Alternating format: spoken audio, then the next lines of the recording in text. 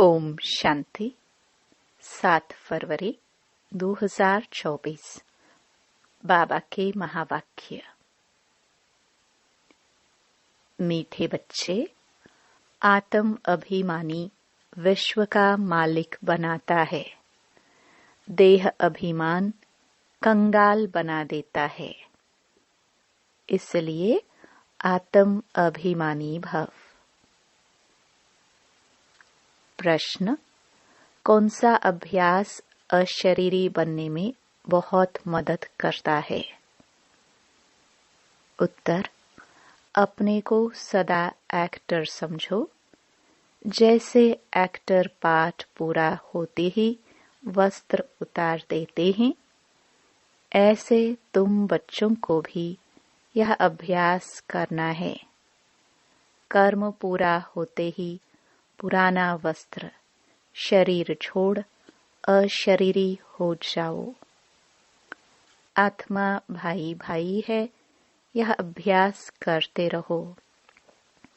यही पावन बनने का सहज साधन है।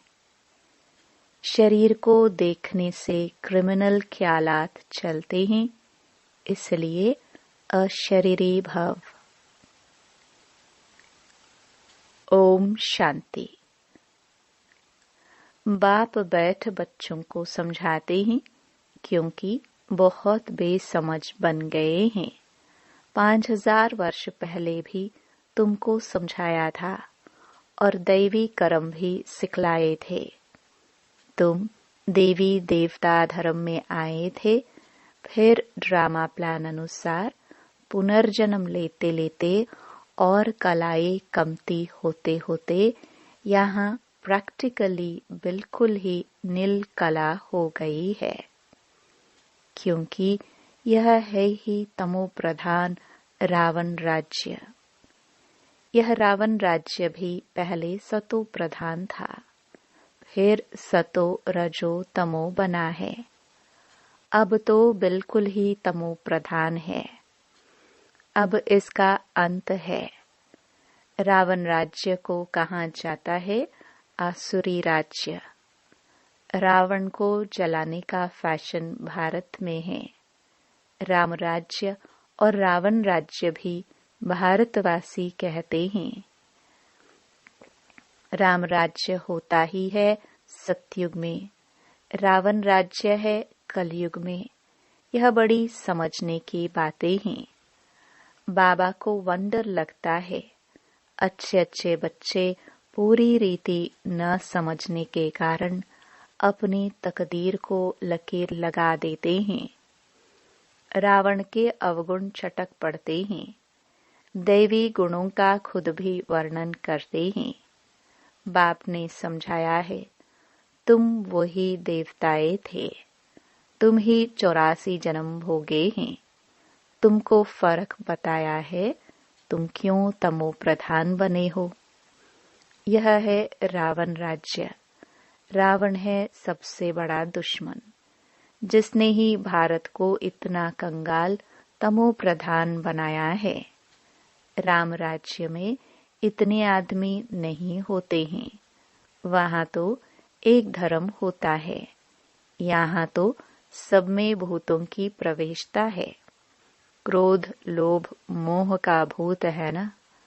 हम अविनाशी है, यह शरीर विनाशी है, यह भूल जाते हैं। आत्म अभिमानी बनते ही नहीं है। देह अभिमानी बहुत हैं। देह अभिमान और आत्म अभिमान में रात दिन का फर्क है।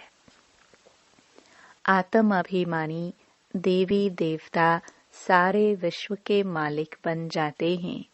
देह अभिमान होने से कंगाल बन पड़ते हैं।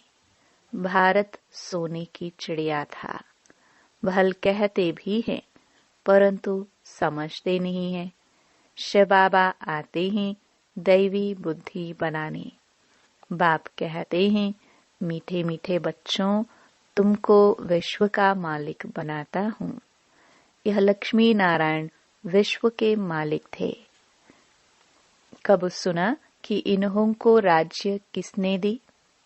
उन्होंने कौन सा ऐसा कर्म किया जो इतना ऊंच पद पाया?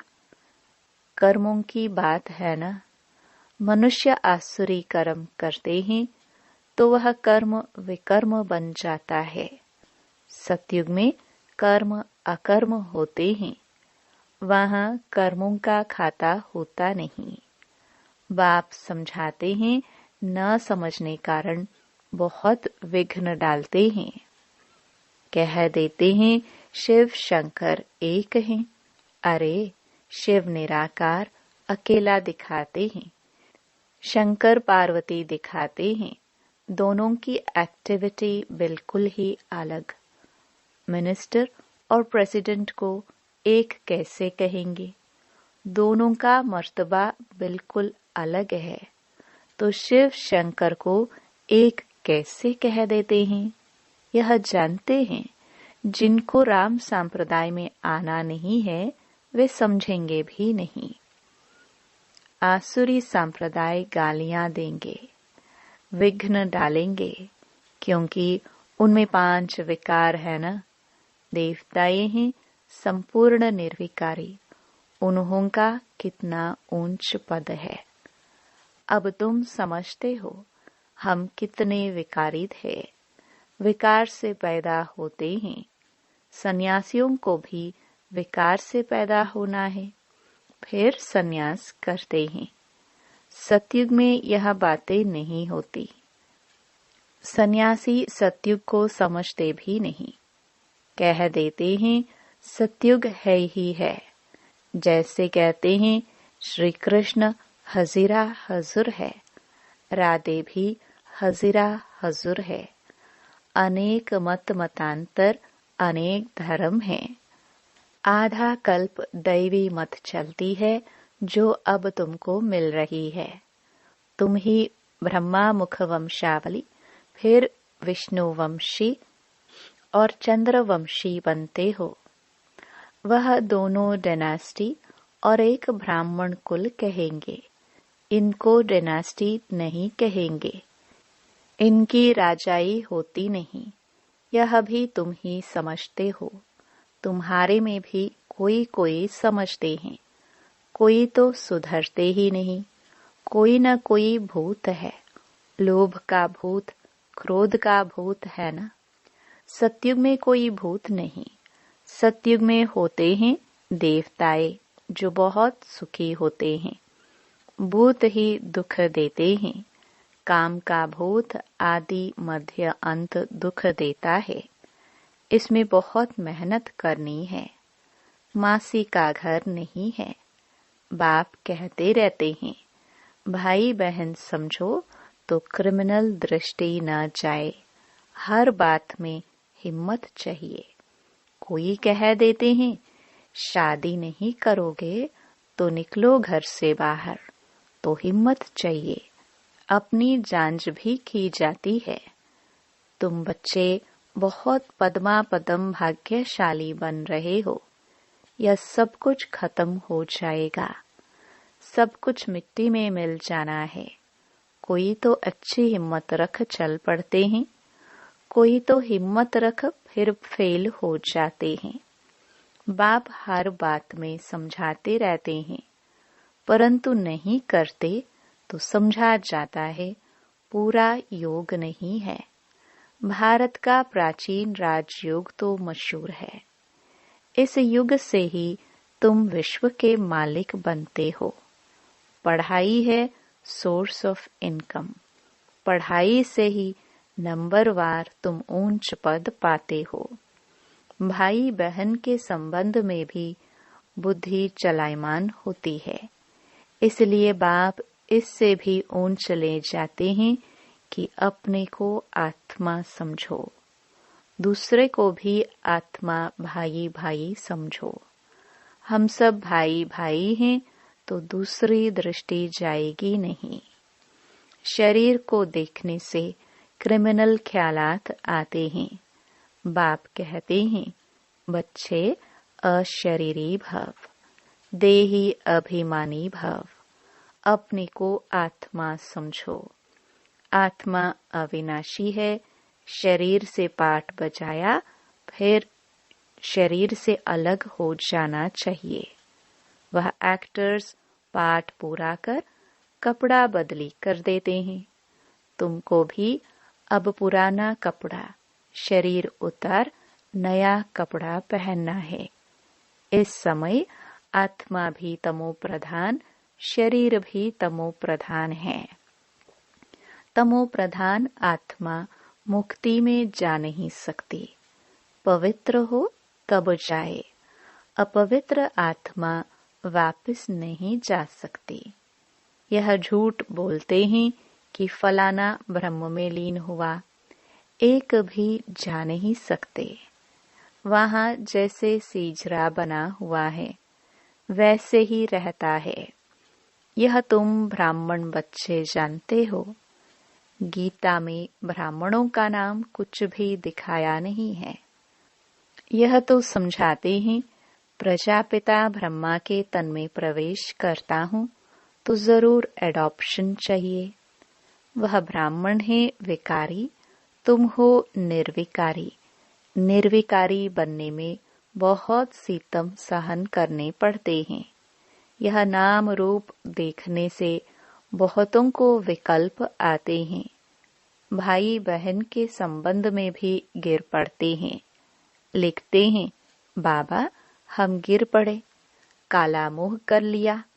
बाप कहते हैं, वाह, हमने कहा भाई बहन होकर रहो, तुमने फिर यह खराब काम किया। उसकी फिर बड़ी कड़ी सजा मिल जाती है। वैसे कोई किसको खराब करते हैं तो उनको जेल में डाला जाता है। भारत कितना पवित्र था जो मैंने स्थापन किया। उनका नाम ही है शिवालय। यह ज्ञान भी कोई में नहीं है। बाकी शास्त्र आदि जो है वह सब भक्ति मार्ग के कर्म कांड है। सतयुग में सब सदगति में है, इसलिए वहां कोई पुरुषार्थ नहीं करते। यहाँ सब गति सदगति के लिए पुरुषार्थ करते हैं, क्योंकि दुर्गति में है। गंगा स्नान करने जाते हैं तो गंगा का पानी सदगति देगा क्या? वह पावन बनाएगा क्या? कुछ भी जानते नहीं। तुम्हारे में भी नंबरवार हैं। कोई तो खुद नहीं समझते तो दूसरों को क्या समझाएंगे। इसलिए बाबा भेजता नहीं। गाते रहते हैं, बाबा आप आएंगे तो आपकी श्रीमत पर चलकर देवता बनेंगे। देवताएं रहते हैं सतयुग और त्रेता में। यहाँ तो सबसे जास्ती काम विकार में फंसे हुए हैं। काम विकार बिगर रह नहीं सकते। यह विकार है जैसे माई बाप का वर्षा। यहाँ तुमको मिलता है राम का वर्षा, पवित्रता का वर्षा मिलता है। वहाँ विकार की बात नहीं होती। भक्त लोग कहते हैं श्री कृष्ण भगवान है, तुम उनको 84 जन्मों में दिखाते हो। अरे भगवान तो निराकार है, उनका नाम शिव है। बाप कितना अच्छी रीति समझाते हैं, तरस भी पड़ता है। रहम दिल है ना। यह कितना अच्छे समझदार बच्चे हैं। भक्का भी अच्छा है। जिसमें ज्ञान और योग की ताकत है तो वह कशिश करते हैं। पढ़े लिखे को सत्कार अच्छा मिलता है, अनपढ़े को सत्कार नहीं मिलता है। यह तो जानते हो, इस समय सब आसुरी संप्रदाय है। कुछ भी समझते नहीं है। शिव और शंकर का अंतर तो बिल्कुल क्लियर है। वह है मूल वतन में, वह सूक्ष्म वतन में। सब एक जैसे कैसे होंगे? यह तो तमो प्रधान दुनिया है। रावण दुश्मन है आसुरी संप्रदाय का, जो आप समान बना देता है। अब बाप तुमको आप समान दैवी संप्रदाय बनाते हैं, वहां रावण होता नहीं। आधा कल्प उनको जलाते हैं। राम राज्य होते हैं सतयुग में। गांधी जी राम राज्य चाहते थे, लेकिन वह राम राज्य कैसे स्थापन कर सकते? वह कोई आत्म अभिमानी बनने की शिक्षा नहीं देते थे। बाप ही संगम पर कहते हैं, आत्म अभिमानी बनो। यह है उत्तम बनने का युग। बाप कितना प्यार से समझाते रहते हैं। घड़ी घड़ी कितना प्यार से बाप को याद करना चाहिए। बाबा, आपकी तो कमाल है। हम कितने पत्थर बुद्धि थे, आप हमको कितना ऊंच बनाते हैं। आपकी मत बगैर हम और किसकी मत पर नहीं चलेंगे। बिछाड़ी को सब कहेंगे, बरोबर ब्रह्मा कुमार कुमारियां तो दैवी मत पर चल रहे हैं। कितनी अच्छी अच्छी बातें सुनाते हैं। आदि मध्य अंत का परिचय देते हैं। कैरेक्टर सुधारते हैं। अच्छा, मीठे मीठे सिखिलदे बच्चों प्रति माता पिता बाप दादा का याद प्यार और गुड मॉर्निंग। रूहानी बाप की रूहानी बच्चों को नमस्ते।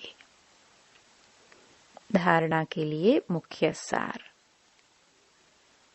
पहला, दृष्टि को शुद्ध पवित्र बनाने के लिए किसी के भी नाम रूप को न देख अशरीरी बनने का अभ्यास करना है। स्वयं को आत्मा समझ आत्मा भाई से बात करनी है। दूसरा, सर्व का सत्कार प्राप्त करने के लिए ज्ञान योग की ताकत धारण करनी है।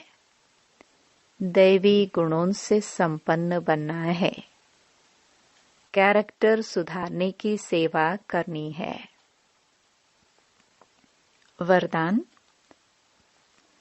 बीमारी कॉन्शियस के बजाय खुशी खुशी से हिसाब किताब चुकतू करने वाले सोल कॉन्शियस भव। तन तो सबके पुराने है ही।